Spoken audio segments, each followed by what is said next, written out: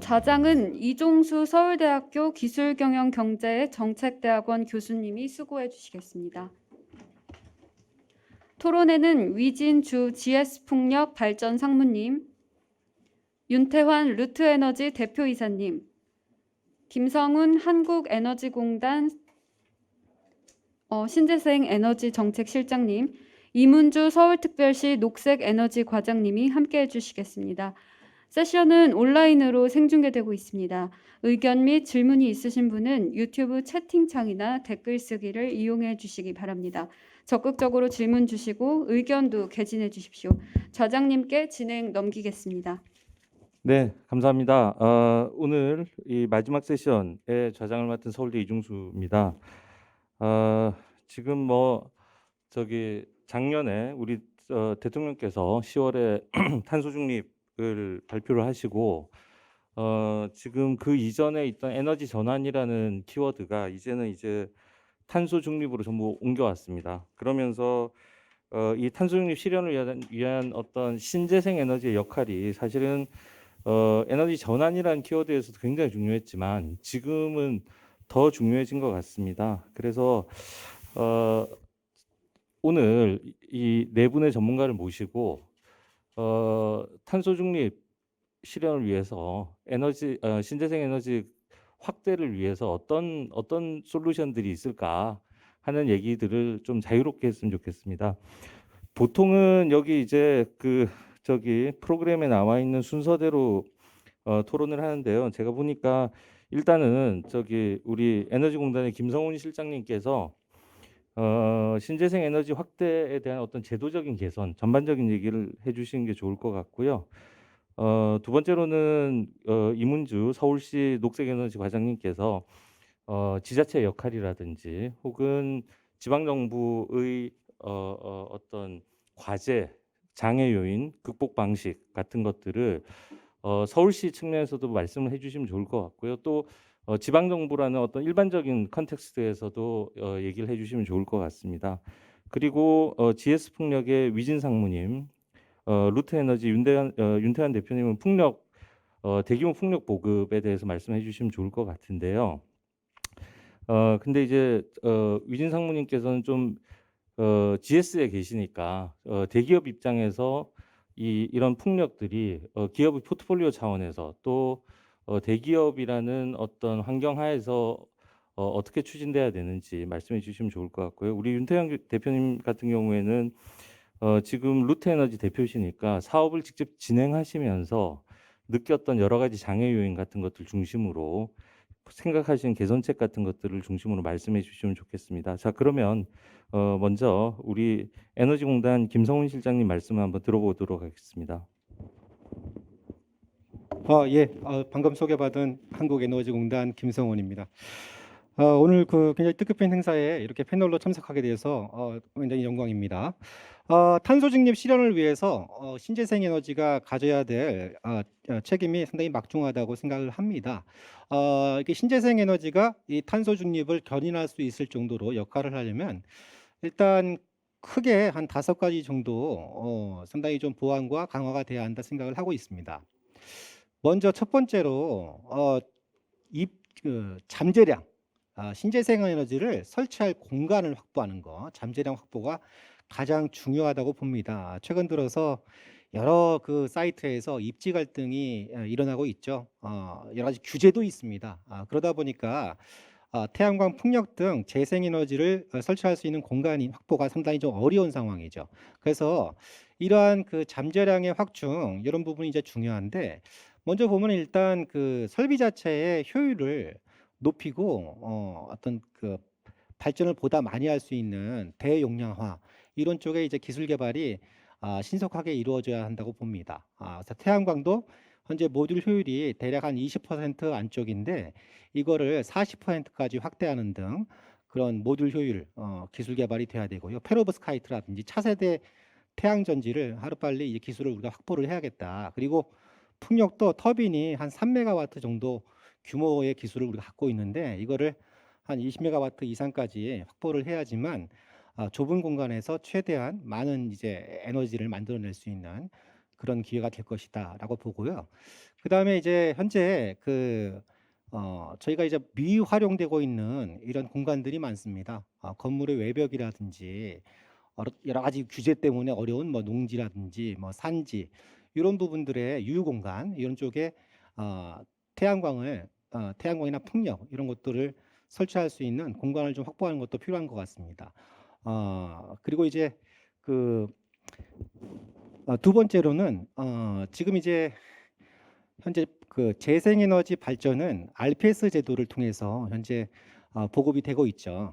그래서 이제 이 RPS 제도 같은 경우에는 현재까지 이제 재생에너지가 단기간 내에 확산되는 데 큰 역할을 했습니다만 여러 가지 뭐 운영상의 문제도 많이 나왔고 계속 제도를 보완해 가면서 RPS 의무 공급 비율도 지속적으로 확대를 하면서 재생에너지 확산의 주요 이제 기반으로 역할을 해야 될 것 같고요.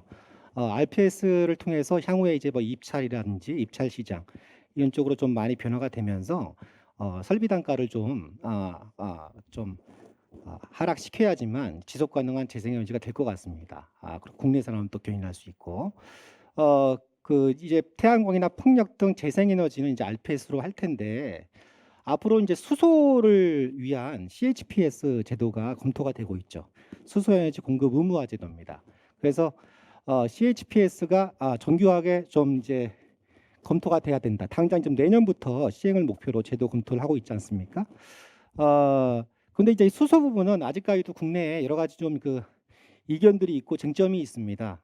수소가 일단 화석연료에 기반한 이제 그레이 수소가 있고 뭐 블루 수소, 그 다음에 이제 그린 수소가 있죠. 당연히 그린 수소로 가야겠죠. 블루 수소라든지 그린 수소로 가야지만 탄소 배출이 안 되는 거 아니겠습니까? 근데 이제 현재 그린 수소나 블루 수소는 이거를 그 시장에 보급할 수 있는 충분한 기술이 확보되지 않았습니다. 시간이 오래 걸린다는 거죠. 그러면 이 수소를 기반으로 미래를 대비하려면 일정 부분 이제 그레이 수소를 활용할 수밖에 없는 구조가 되는 것이죠. 근데 그레이 수소는 온실가스를 배출을 합니다. 그래서 이런 부분을 어떻게 조합을 할 것이냐 하는 게 저희한테는 큰 숙제 같습니다. 탄소만 생각하면 그린 수소로 가는 게 맞는데 시장에 제품이 없다는 것이죠. 그러면 그 시기까지 브릿지로서 그레이 수소를 어떻게 우리가 확대를 할 것이냐 이런 것들도 굉장히 좀 우리가 봐야 될 포인트 같습니다. 그 다음에 세 번째로는 해상 풍력의 개발이 이제 반드시 필요한 것 같습니다.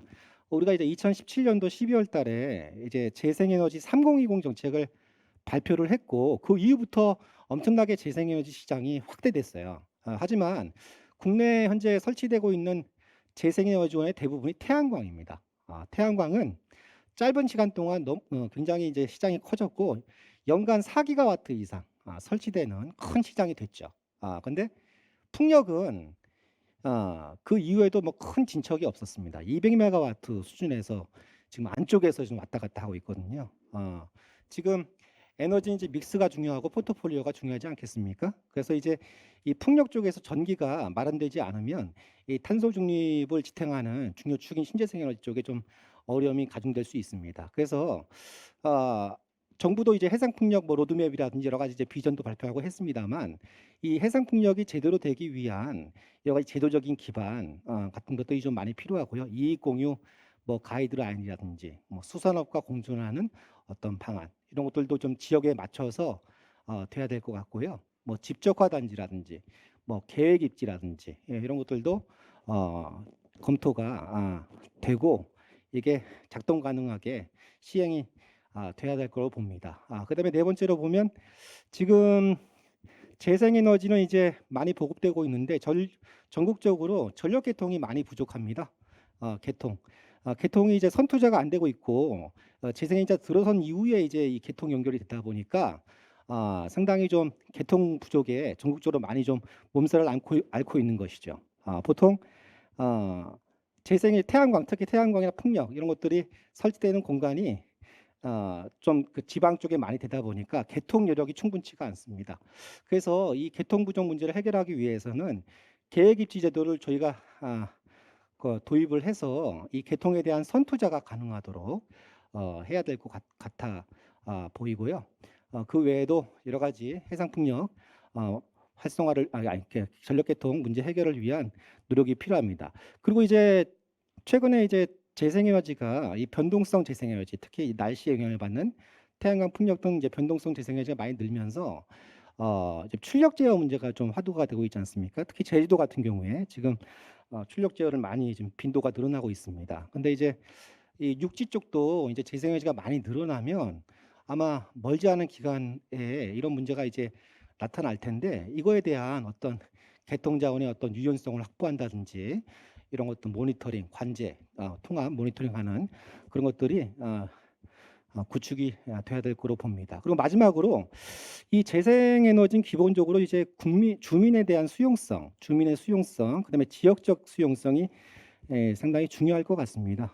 주민들이 삶의 공간에 재생에너지가 설치가 되는 것이죠. 주민들이 반대하면 아무것도 할 수가 없어요. 그래서 어떻게 하면 주민들과 공생할 수 있는, 서로 윈윈할 수 있는 그런 에너지 확산이 될 것이냐를 고민을 해야겠죠. 그래서 뭐 이익 공유 가이드라인이라든지 이런 것들을 만들고 주민들이 참여할 수 있는 여러 가지 그 툴, 뭐 지금 현재 지분이나 채권, 뭐 펀드 이런 것들 할 수 있습니다만 다양한 수단을 계속 찾아 나가면서 주민들이 참여할 수 있게 해야 될 것 같고요. 그다음에 이제 지방 지역의 지자체의 역할도 굉장히 중요합니다.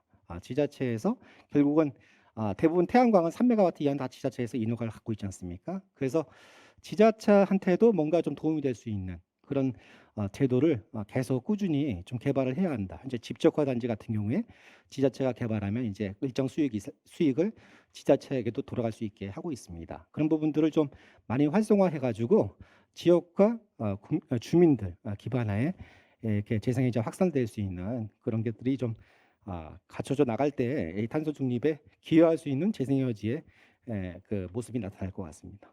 예, 이상입니다. 네, 김 실장님 감사합니다. 제가 이 플로로부터 이 질문을 받았는데요. 이 질문은 이 각 그 토론자께서 이렇게 말씀하시고 제 질문을 전달하고 그 다음 토론 이렇게 하시는 동안 질문 준비하는 시간을 드리도록 하겠습니다. 제가 보기에 김성훈 실장님께서 해주셔야 되는 질문은 제가 보니까 아까 김 실장님께서 말씀하신 와중에 나왔는데요. 제가 이 질문은 오해를 피하기 위해서 이 나온 질문을 워드 바이 워드로 그냥 바로 읽겠습니다. 올 4월 제주에서 한전등 공기업 태양광 발전 출력 제어가 일어났습니다. 태양광 발전량이 수요를 초과한 것이라고 합니다. 신재생 보급을 밀어붙인 부작용의 결과라고 하는데 정확한 문제가 무엇입니까? 이게 이제 질문입니다. 김 실장님께서 뭐 요거에 대해 조금 더 세밀하게 나중에 답변을 준비해 주시면 좋겠습니다. 자, 그러면 두 번째로 이문주 과장님으로부터 말씀 듣도록 하겠습니다. 예, 감사합니다. 이문주입니다. 좀 양해 말씀을 먼저 드리면은 제가 이제 모든 자료나 답변을 함에 있어서 그 좀 더 정확성을 기하기 위해서 제가 갖고 온 자료를 좀 보면서 말씀을 드릴 수가 있는데 그 점은 좀 양해를 좀 부탁드리겠습니다.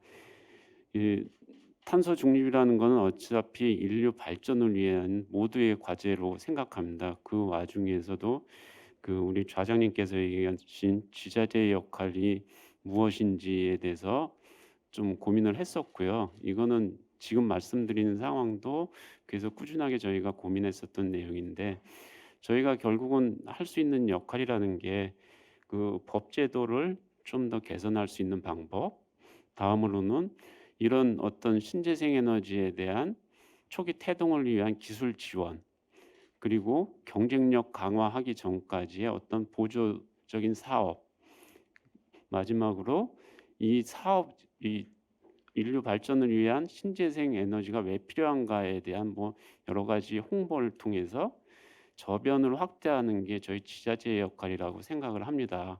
근데 그러기 위해서는 지자체라는 것도 그 도시의 특성이 있고 농촌의 특성이 있습니다. 그래서 그 또 여러 가지 분류 방법이 있겠지만 저희 같은 서울시는 대도시이기 때문에 대도시 특성에 맞는 신재생 에너지가 보급이 되고 활성화돼야 된다고 봅니다. 그래서 그러기 위해서는 여러 가지 방법이 있는데 지금 가장 보편적인 태양광을 이렇게 많이 하고 있고요. 그 외에는 풍력은 조금 저희가 하기가 좀 어려운 시장이기 때문에 그 연료 전지를 좀 더 어떻게 활성화해 볼까 하고 있는 지금 상황이고, 그러다 보니까 지금 산자부에서 수소 발전 의무화 사업을 진행을 하겠다고 지금 저희 쪽하고 협의를 하는데, 그것조차도 어떤 대규모 사업을 하는 거에 포커스를 맞춰서 저희 같은 경우는 이제 어떤 대규모 사업장을 가져가기보다는 각 요소별의 소규모적인 연료전지를 설치를 통해서 그 신재생 에너지를 발전하는 이런 시스템으로 가야 되기 때문에, 그런 어떤 제도적인 상황을 그 산자부하고 협의를 하고 있고요.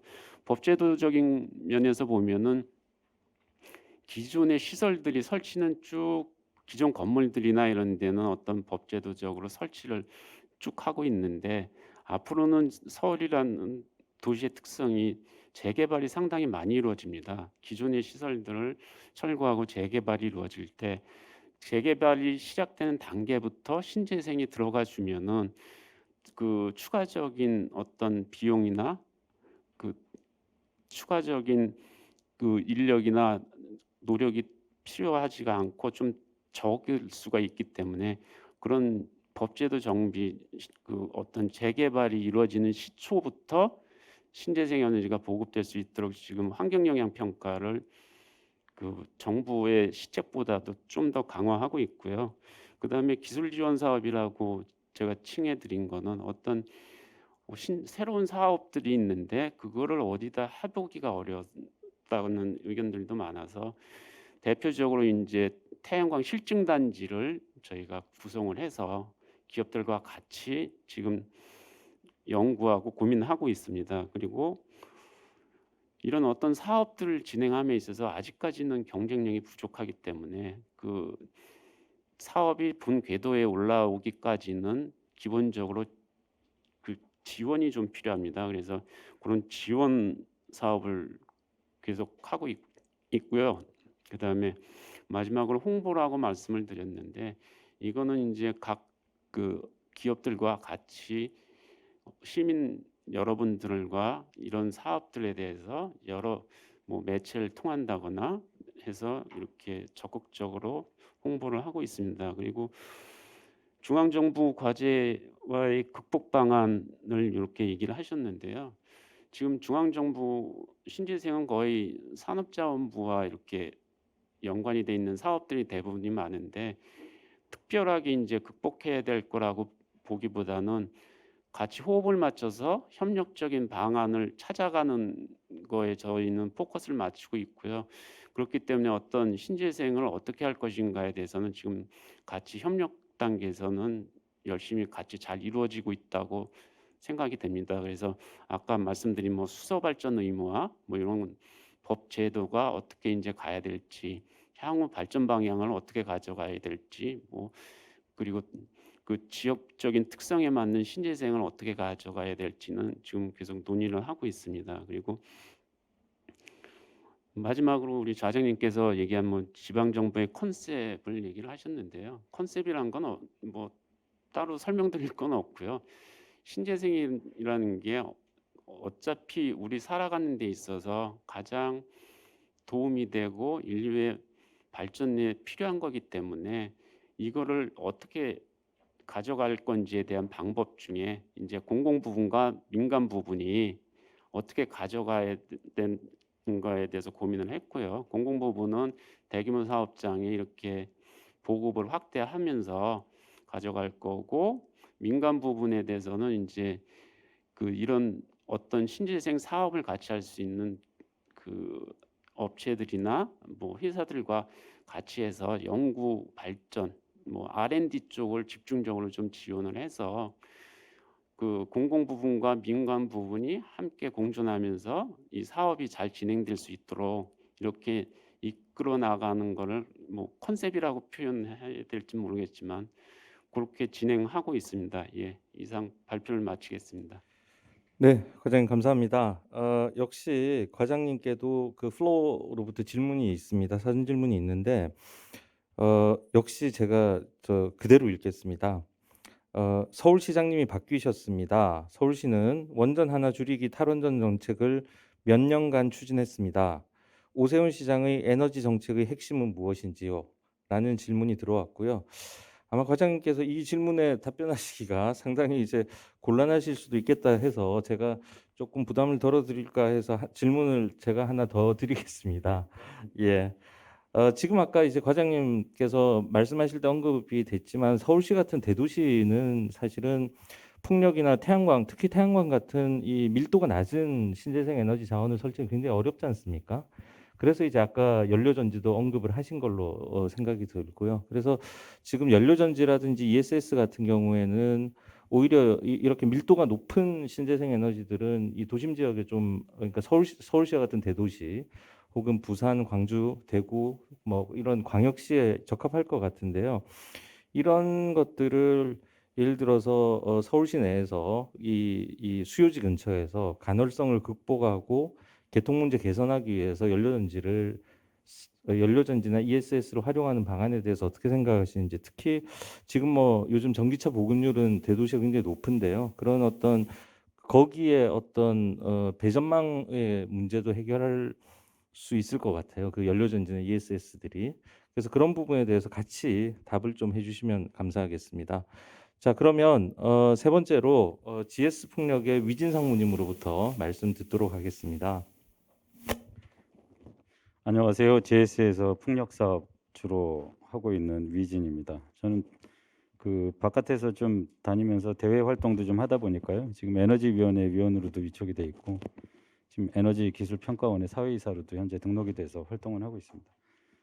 그래서 약간은 좀 지금 드리고 싶은 말씀이 단순한 기업 입장에서만 말씀을 드리기보다 조금 더 종합적인 얘기를 좀 드리고 싶습니다. 일단 오늘 지금 뭐 문의하신 것처럼 지금 재생에너지를 확대하기 위해서 기본적으로 뭘 해야 되느냐라는 얘기를 그 토론을 하고 있는데요. 일단은 제일 중요한 거는 그 우리가 에너지를 쓰기 위해서 매년 해외에다 지불하는 돈이 1,000억 불입니다. 약. 그게 이제 한화로 환산을 하게 되면 110조 원이죠. 그거를 실질적으로 재생에너지 100%가 되는 순간에 그거를 한 푼도 외국에다가 안 줘도 된다는 얘기입니다. 그러니까 그게 바꿔서 얘기하면 우리나라는 땅덩어리가 좁고 농지가 작다 보니까 지금 잘 아실래나 모르겠습니다만 지금 우리나라 현재 그 식량 자급률이 23%밖에 안 됩니다. 대부분 다 열심히 벌어서 열심히 수출하고 벌어온 돈으로 외국에서 식량을 사다가 먹지 않으면 국민들이 배를 굶어 죽는 나라가 됩니다. 근데 지금 1년에 1,000억 불에 해당하는 돈을 갖다가 우리가 재생에너지를 갖다가 도입을 해서 쓰기 시작을 하면 그 돈이 안 나가도 되는 거거든요. 그래서 그거를 저 같은 경우는 이제 계속 다니면서 얘기하는 게 재생에너지 도입하는 것 자체가 에너지 독립의 과정이라고 보시면 정확하게 일치를 할 것 같습니다. 왜 그러냐면 재생에너지는 실질적으로 운영비라는 게 들어가지 않습니다. 초기에 설치만 해놓게 되면 계속해서 자연에 존재하는 그 자체로 계속해서 에너지를 생산하는 거기 때문에 실제로 비용이 더 추가로 나가지가 않죠. 그리고 그걸 100%를 만약에 국산 기기들을 100%를 쓰고 그거를 갖다가 가동을 시킨다 그러면 최종적으로는 그 매년 지불하는 돈도 안 나갈 뿐더러 내수 경기가 그만큼 확대되는 겁니다.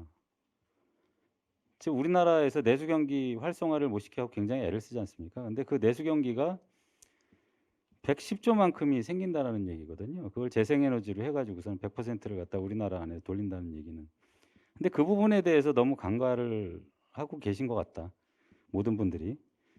그리고 재생에너지를 자꾸 비용으로만 인식을 하는 거죠. 그런 경제적인 효과나 뒤에 나타나는 것들을 갖다가 잘 이해를 못 하시고 있는 게 아닌가라는 걱정이 굉장히 되는 거죠. 전 세계가 미친 듯이 달려나가는 이유 중에 하나가 가장 큰 이유가 그거거든요. 다른 비용이나 부차적인 효과에 있어서 기본적으로 내수의 활성화에는 이거보다 더 좋은 게 없다라는 걸 갖다가 대다수의 국가에서 선진국가에서 이미 인정을 하고 있기 때문에 단순한 지금 재생에너지로 전환을 하면서 탄소를 중립을 만들어가는 과정만 포함이 된 것이 아니고 그걸 통해 갖고 일자리나 그 국민들 경제를 살려가는 방안이나 그런 것들을 갖다가 굉장히 많이 육성을 하는 방식으로 쓰고 있다는 거죠. 그래서 그걸 그린 뉴딜이라는 표현을 쓰는 거고요.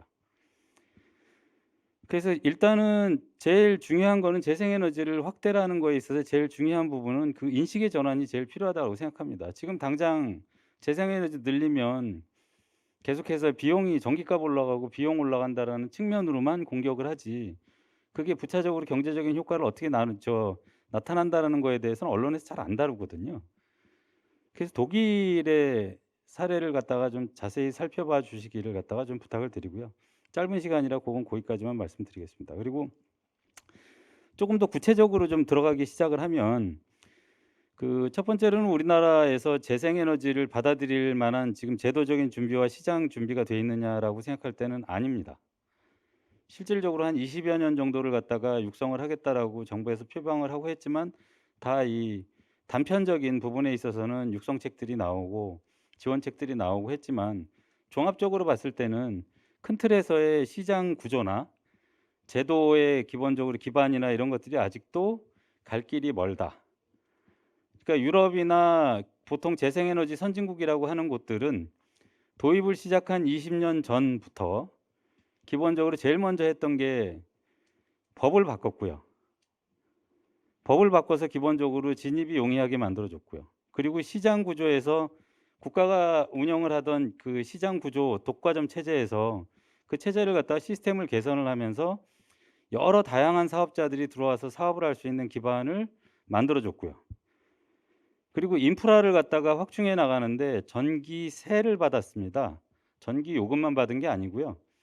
전기 요금에 우리나라 그 휘발유 주행세 같이 세금을 걷어서 그 세금을 기반으로 해서 송전망과 그 배전망을 재생에너지를 갖다가 굉장히 많이 접속을 시킬 수 있는 그 인프라들을 확충하는데 어마어마한 투자들을 했습니다.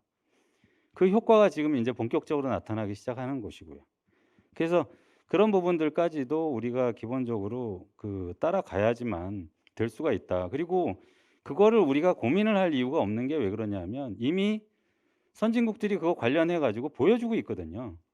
유럽의 이미 재생에너지 선진국들은 본인들이 그런 제도와 그런 그 시스템을 갖춤으로 해서 나타나고 있는 효과들을 갖다가 구체화시켜서 보여주고 있습니다. 그럼 우리는 그걸 좀 가서 배우고 베끼기만 해도 훨씬 더 나은 방향으로 갈 수가 있다라고 충분히 생각을 하기 때문에 그래서 그 부분이 굉장히 중요하다고 봅니다. 그리고 또 한 가지는 지금 그 우리나라가 재생에너지를 계속해서 육성을 한다고 하지만 그 매년 지금 그 아직도 그 원전과 관련된 모든 그 분야에 정부의 R&D 자금이 집중이 돼 있습니다. 약 한 8,800억 정도를 갖다가 아직도 집행을 하고 있고요. 근데 재생에너지 쪽에 기본적으로 기술 개발을 갖다가 하기 위해서 집행되는 비용이 얼마냐라고 얘기를 하면 얼마 정도로 예상할진 모르겠지만 10분의 1도 금액이 되질 않습니다. 실제로. 근데 그런 상황에서 기본적으로 국산화나 여러 가지 어떤 그 선진 기술들을 갖다가 캐치업하기를 갖다가 바라는 거는 굉장히 많은 욕구들이 있으시죠. 근데 기업이 혼자서 그거를 갖다 다 감당하기에는 굉장히 어려운 부분이고요. 그래서 이런 부분의 개선도 좀 상당히 많이 필요하고 분명한 건 재생에너지가 우리 생활에 밀접하게 들어와서 주변에 보이기 시작을 하고 할 때 그걸로 인해서 먹고 사는 사람들이 엄청나게 늘어난다는 얘기거든요. 독일이 2019년 기준으로 발전소 개수가 240만 개입니다. 240만 개예요. 그럼 발전소 최소한 한 개당 한 명씩만 근무를 한다고 하더라도 240만 명의 일자리가 늘어난 겁니다. 일자리 늘리는 거 쓸데없는 데서 찾을 필요 없습니다. 우리가 가진 거 에너지 지금 싹 갈아엎어 갖고 새로 전환해야 되거든요. 탄소 제로 시대로 가려면. 그럼 그걸로 인해 갖고 일자리도 만들고 경제도 활성화시키고 여러 가지 좋은 부분이 분명히 많은데도 불구하고 아직까지 전체적인 인식의 개선이 좀 더 필요해 보인다라는 걸로 말씀을 마무리 짓도록 하겠습니다. 이상입니다.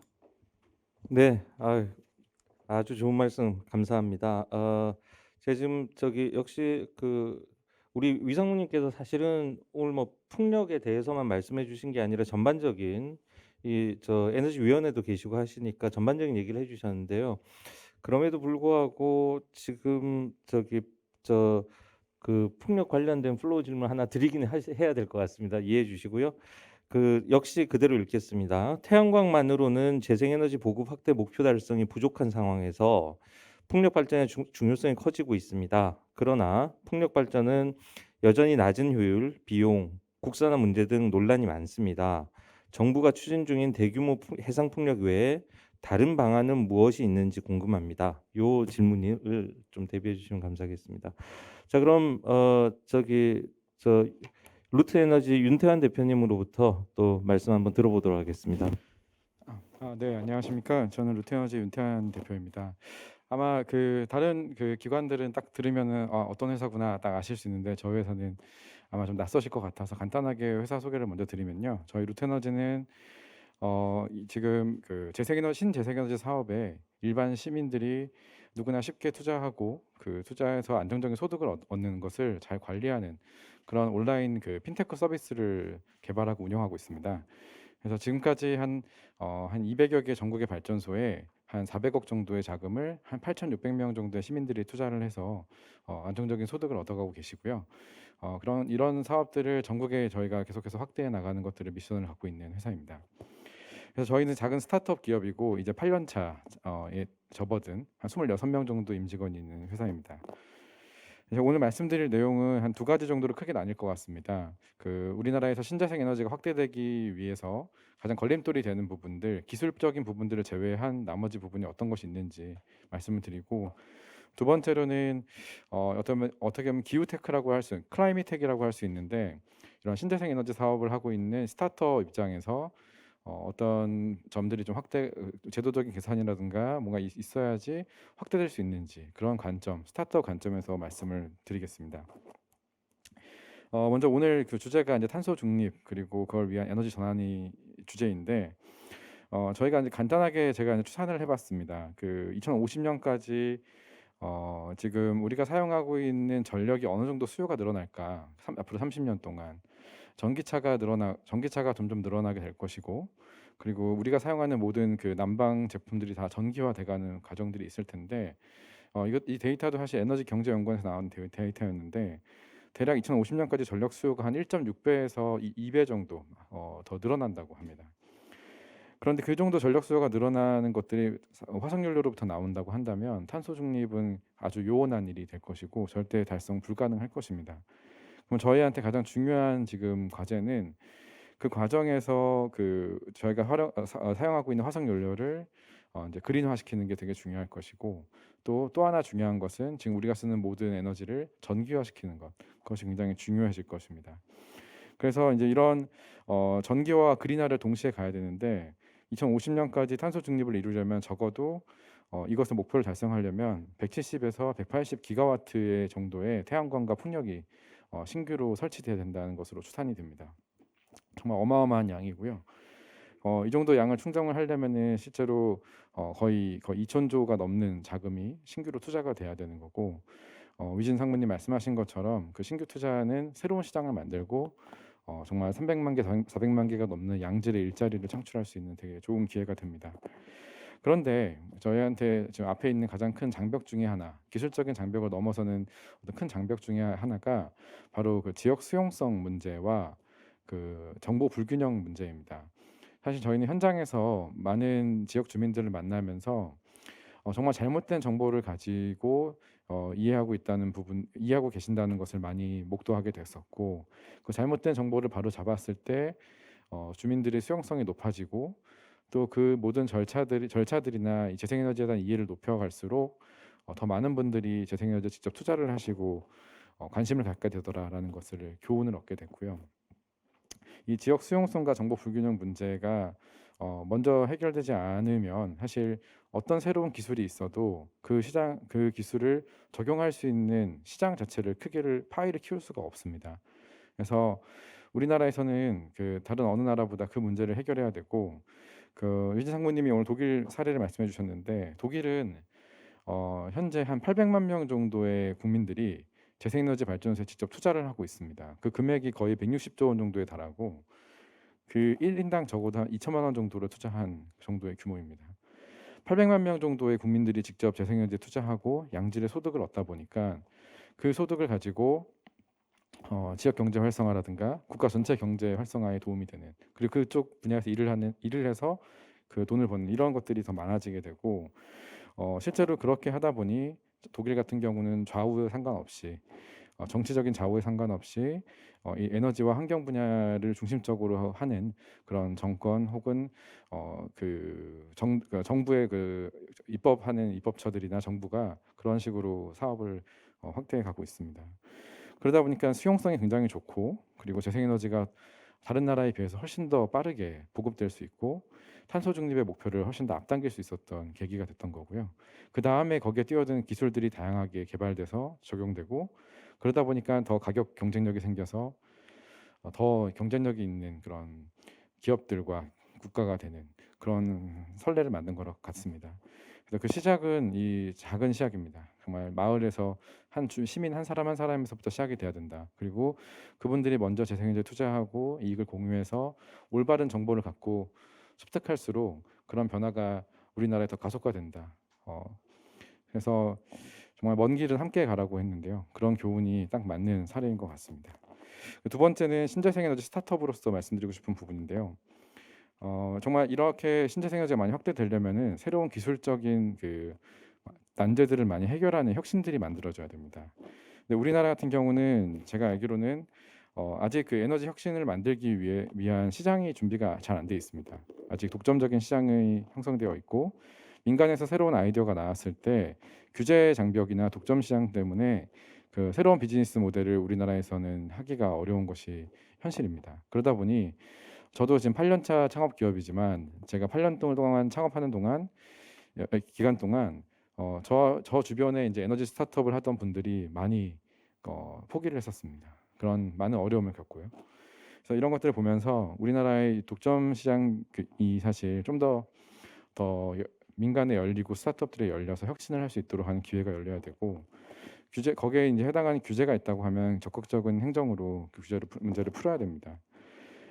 또한 중소기업들이 새로운 기술의 R&D를 할 때 그 예산이 사실 일반 인터넷 기업이나 게임 산업이나 이런 쪽에 들어가는 어떤 벤처 투자나 R&D 자금에 비해서 이 에너지나 기후 기술 쪽에 들어가는 그 R&D 자금은 현저히 낮은 편입니다. 그래서 그런 부분에서 앞으로 이제 기후 위기, 탄소 중립이 우리 프랑스에서는 이제 가장 헌법에 들어가는 그 목표가 됐는데, 그런 것처럼 정말 위기를 느끼고 탄소 중립이 우리의 굉장히 중요한 정부의 목표라고 한다면 그런 혁신을 만들고 세상 생태계를 만들 수 있는 그런 산업에 더 많은 투자와 그런 지원이 필요할 것 같습니다. 그래서 이상으로 그냥 간단하게 브로드하지만 말씀드리겠습니다. 감사합니다. 대표님 감사합니다. 감사합니다. 예. 지금 여러분들 말씀 들어보니까 참 그 R&D가 굉장히 중요하다는 생각이 듭니다. 그리고 제가 생각해도 이런 뭐 탄소 중립이라든지 전환 같은 경우에 우리가 어떻게 보면 위기라고 생각할 수 있지만은 이 위기를 기회로 극복하기 위해서는 이 R&D를 통한 기술 혁신이 무엇보다 좀 중요하지 않은가 하는 생각도 듭니다. 우리 윤 대표님께는 저기 플로어에서 나온 질문, 아까 김 실장님께 질문하신 분하고 같은 분이 질문하신 건데요. 간단한 질문입니다. 우리나라 신재생 에너지 중 풍력은 경제성이 있는지 육상과 해상을 구분해서 말씀해 주시면 감사하겠습니다라는 질문이 들어왔습니다. 자, 그러면 일단 한 라운드가 돌았고요. 두 번째 라운드 토론을 하는데 두 번째 라운드 토론을 하실 때는 제가 아까 한 분씩 드린 질문에 대한 답변 간단히 해주시고요. 그리고 다른 토론자의 그 발표 내용을 들으시고 그에 대해서 언급하시거나 혹은 추가로 얘기하실 수 있는 부분에 대해서 말씀해 주시면 감사하겠습니다. 각 토론자별로 5분 시간을 가지고 말씀해 주시면 감사하겠습니다. 자, 그러면 역시 시간 순서대로 다시 우리 김성훈 실장님 말씀 부탁드리겠습니다. 예, 먼저 그 플로우에서 나온 이제 질의에 대해서 먼저 그 답변을 드리겠습니다. 제주도에서 지금 계속 이제 출력 제어 이슈가 이제 좀 최근에 계속 이제 그 빈도가 늘어나고 있죠. 제주도에서 이제 벌어지고 있는 이제 이런 문제는 지금 보통 이제 전기가 많이 남아도 문제고, 예, 부족해도 문제인 거죠. 지금 제주도에서 벌어지는 문제는 전기가 많이 남아서 벌어지는 문제입니다. 최근에 이 변동성 에너지인 태양광 풍력 설비가 많이 설치가 됐어요. 그래서 제주도의 이제 에너지 믹스는 이런 변동성 재생에너지원이 거의 20% 가까이 됩니다. 그러다 보니까 이 개통에서 차지하는 비중이 굉장히 높죠. 전기가 많이 남습니다. 그러다 보니까 이거를 그럼 어떻게 처리할 것이냐 하는 문제인데 지금 우리나라 이 육지도 그렇고 제주도 그렇고 에너지 고립섬입니다. 이 남는 전기를 외부에 줄 수가 없어요. 자체 소화해야 됩니다. 제주도도 마찬가지입니다. 자체 소화해야 돼요. 그러니까 이제 전기가 남다 보니까 어쩔 수 없이 발전소를 끄는 거죠. 끄는 건데 그동안 이제 풍력 발전소를 발전 공기업에서 하고 있는 풍력 발전소를 끄게 된 거죠. 그래서 이제 이런 그 주파수를 제어했던 부분이 이제 생기는 거고요. 그래서 지금 이제 그 제주도 같은 경우에는 이제 HVDC도 설치가 돼 있고 하기 때문에 육지로 좀 보내야겠다. 남는 전기를 앞으로는 좀 육지로 보내야겠다. 이런 부분들도 이제 검토가 되는 거고 기본적으로 지금 이제 풍력만 갖고 이제 출력 제어를 했는데 제가 아까 말씀드린 것처럼 이제 태양광이 이제 굉장히 많이 설치가 되고 있어요. 그래서 이제 태양광에 대한 출력 제어 이슈도 지금 남아 있는 상태입니다. 그동안 풍력만 했는데 그럼 어떻게 할 것이냐? 어떻게 할 것이냐? 풍력은 아무래도 좀 대형 설비가 많죠. 제주도에 뭐 탐나도 있고 메가와트 단위죠. 근데 풍력은 태양광은 굉장히 조그만 설비 그뭐 100kW 미만 설비도 있고 다양하죠. 레인지가 소규모 설비들이 굉장히 많습니다. 그럼 어떻게 이런 태양광 같은 설비도 출력 제어를 할 것이냐 하는 이슈가 있고요. 그래서 이제 뭐 스마트 인버터 앞으로 이제 인버터 태양광 인버터 기반 기술이죠. 태양광의 이제 스마트 인버터를 활용해서 모니터링도 하고 원거리에서 출력 제어를 하는 형태로 현재 검토를 해야 되지 않나 생각이 되고요. 이러한 출력 제어 이슈는 필연적으로 보상 문제가 뒤따릅니다.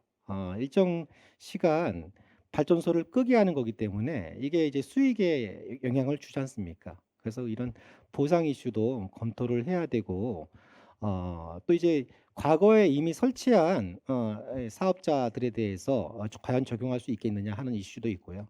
신규 기반으로 돼야 할 텐데 신규 사업자 기준으로 뭐 그런 부분들이 좀 복잡하게 좀 얽혀 있다 하는 부분입니다. 아마 육지에서도 재생에너지가 이렇게 확대되면 될수록 이런 전력 계통의 이런 이슈, 출력 제어를 포함해서 이런 부분에 대한 보다 관련 기관 간의 협업을 통해 가지고 이제 좀 정밀한 대책이 계속 마련이 돼야 될 것으로 봅니다. 그리고 저는 이제 그 윤태한 대표님께서 이제 클라우드 펀드도 하시고 하고 계시는데요. 저도 이제 보면 이제 재생에너지는 수용성이 가장 이제 중요하다고 봅니다. 재생에너지가 과거에는 굉장히 친환경 에너지로 굉장히 긍정적인 이미지가 많았는데 이제 최근에는 워낙 이제 재생에너지가 많이 설치가 되고 또 이 개발 과정에서 주민들과의 어떤 마찰, 갈등이 일어나다 보니까 여러 가지 뭐 이렇게 이슈들도 발생하고 있고 부정적인 부분도 생긴 것 같아요. 근데 생각을 해보면 이 풍력 발전소가 발전기가 내 집 옆에 있다. 내 집 옆에 있다. 풍력 발전기가 블레이드가 돌아갑니다. 바람과 마찰이 일어나죠. 시끄럽습니다. 소음이 나는 거죠. 근데 이게 만약에 제가 이 발전소에 지분 투자를 해가지고 블레이드가 돌면 돌수록 저희 통장에 돈이 들어온다고 생각하면 이거 소음으로 생각하지 않는 거죠. 오히려 블레이드가 안 돌아가면 이 걱정이 될 겁니다. 이거 참 돈 수익이 통장에 안 들어오는구나. 그래서 어떻게 하면 이 그 주민들이 참여할 수 있는 제도를 이렇게 만들 수 있느냐 하는 것인데 이런 이제 그 이 클라우드 펀드로라든지 여러 가지 그 주민들이 참여할 수 있게 이런 것들을 상품을 하는데 이거에 대한 그 주민들의 어떤 지역의 반응과 이런 그 앞으로의 이걸 포함해서 좀 이렇게 확장 가능성 이런 것들을 어떻게 좀 보고 계시는지 이거 좀 궁금했습니다. 네. 네, 감사합니다. 그럼 저 역시 순서대로 우리 이문주 과장님 예, 제가 이런 자리에 오면 항상 죄송스럽고 그 미안한 마음이 많아서 가급적이면 이런 자리를 좀 안 오고 싶어하고 좀 그랬었습니다. 그런 이유가 지금 대표님들 말씀하신 내용들을 다 들어보면 결국은 정부에서 좀 더 많은 노력을 해달라는 이런 의미거든요.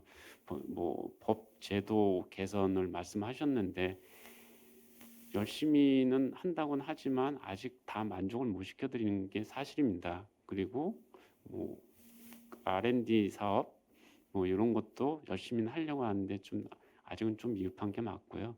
그리고 뭐 수용성 얘기하셨는데 이런 것도 정부에서 좀 더 홍보를 적극적으로 해서 주민들이 이런 인식을 개선할 수 있게끔 적극 도와드려야 되는데 그런 부분이 좀 미흡한 거는 사실 이것도 사실이네요. 그래서 참 죄송스럽고 한데 그 서두에 아까 말씀하셨던 원전 하나 줄이기 여기서부터 좀 설명을 드리면은 그동안은 이제 저희가 이런 신재생이라는 게 어떤 의미를 잘 몰라서 그냥 규모의 경제를 일단 확산시키는 방향에서 원전 하나 줄이기 몇 기가 해서 신재생을 그 민간 부분이든 공공 부분이든 주로 태양광이죠. 많이 보급을 하는 방향으로 지금 진행을 했었습니다. 그러다 보니까 이제 그런 게 어떤 게 모태가 돼서 뭐 풍력도 하고 뭐 많이 저변이 확대가 됐다고 저는 보고 있고요.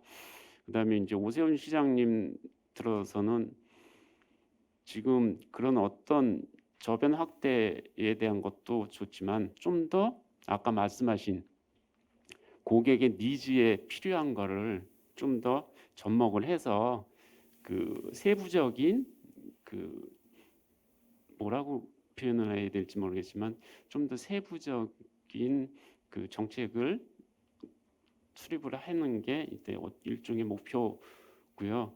그러다 보니까 이제 공공기관에서는 아까 말씀하신 것처럼 그 대규모 뭐 SPC나 MOU 체결을 해서 그 기업들과 어떤 대규모 공공시설을 설치하는 거 이런 것 하고 있고요.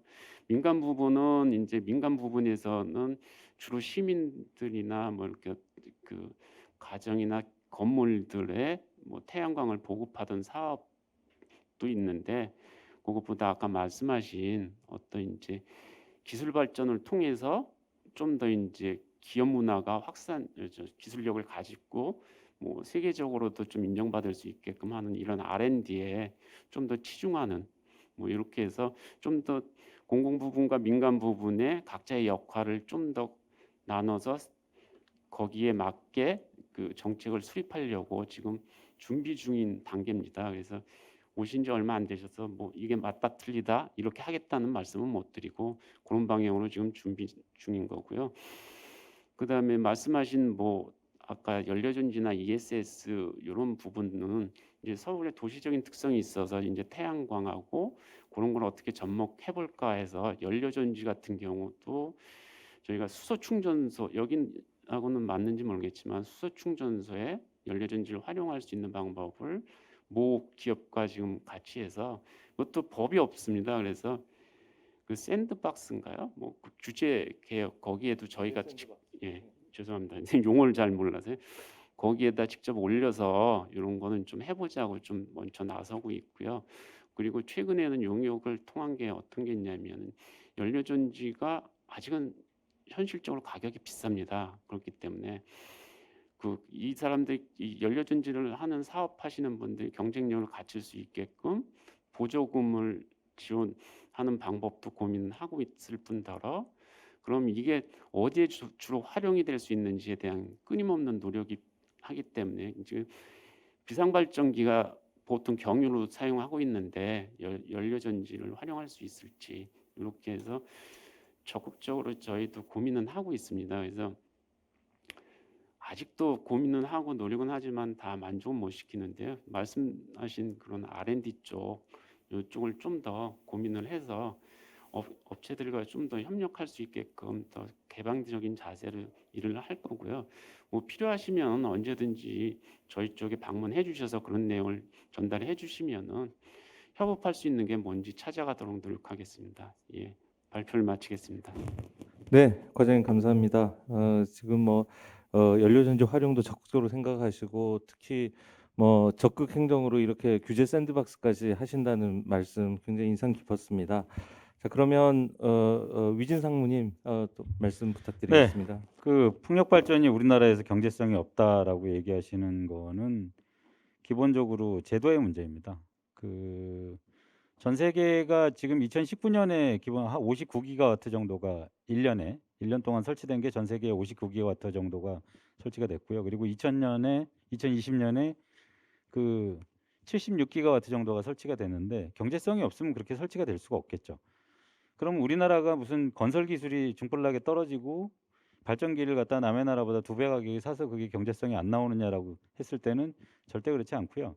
건설비하고 기본적으로 그 기계값을 비교를 했을 때는 별 차이가 없습니다. 뭐 다 국제기업 통해 가지고 발전기 사서 설치하는 거고 하기 때문에 단지 차이가 나는 거는 인허가를 받는 기간과 기본적으로 인허가를 받는 동안에 들어가는 비용, 그리고 민원 처리 비용, 그리고 또 하나는 결정적으로 다른 게 근본적인 제도 중에 하나인데요.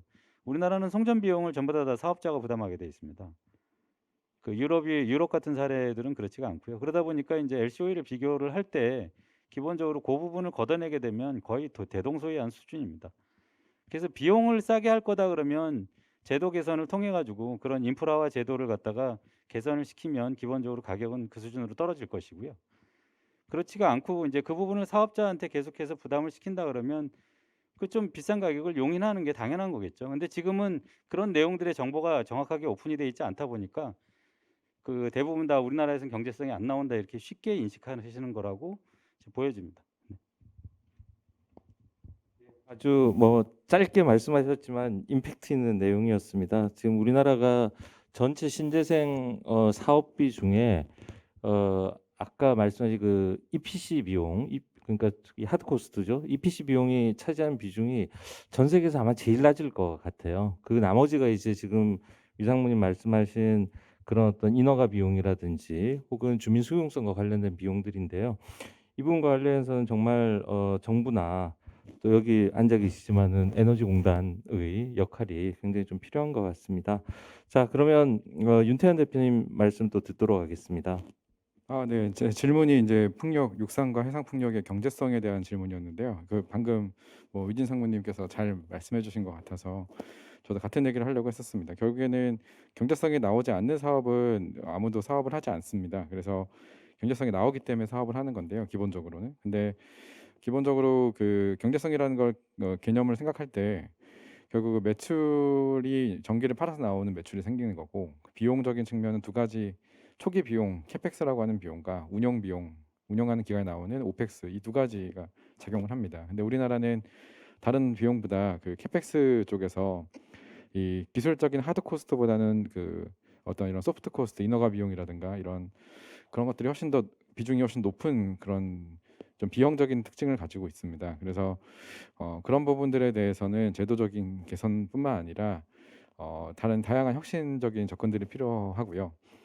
그래서 연이어서 말씀을 김성훈 시장님께서 주셨던 질문에 연이어서 말씀을 드리자면 저희가 최근에 육상 그 강원도 태백에 있는 가덕산 풍력 사업 같은 경우도 주민 수용성 때문에 사업이 계속 이렇게 연기가 되고 인허가 기간에서 더 연기가 되는 어떤 1년, 2년 인허가 기간이 늘어나게 되면 거기에 따른 캐펙스 비용과 수익 창출 시간이 너무 더 이렇게 늘어지는 형태라서 경제성이 악화되는 가장 주요 원인인데요. 그게 더 늘어나는 것 때문에 저희가 이제 그 사업 중간에 투입이 돼서 그 인근 지역 주민들로부터 한 50억 원 정도의 자금을 조달을 해서 이 사업에 투자를 하게끔 했고 지난 3월에 저희가 처음으로 그 주민들에게 수익금을 배당을 해드렸었습니다. 그랬더니 주민들께서 굉장히 반응이 좋으셨고요. 그리고 하지만 이제 불만이 이제 세금이 너무 높다, 투자 이익 세금이 너무 높다, 뭐 이런 게 좀 있으셨어요. 근데 대신에 앞으로 태백에서 하는 이런 사업들에 이런 사례가 더 많이 나왔으면 좋겠다. 한 7% 정도 은행 이자보다 두세 배 높은 이자를 드리다 보니까 그런 만족도가 높았었던 거고 또 이 사업하는 과정에서 저희가 발전소 운영 현황이라든가 이런 것들을 실시간으로 공유를 드렸기 때문에 발전소가 잘 돌아가는구나 이런 것들을 인식할 수 있으시니까 또 정보의 그 투명성도 더 강화됐습니다. 그래서 저희는 이렇게 좀 50억 정도 할 때 정말 수천 명의 주민들이 투자하시는데 그럴 때에는 이런 자동화된 IT 시스템, 이런 크라우드 펀딩 시스템이 반드시 필요하다고 생각을 하고요.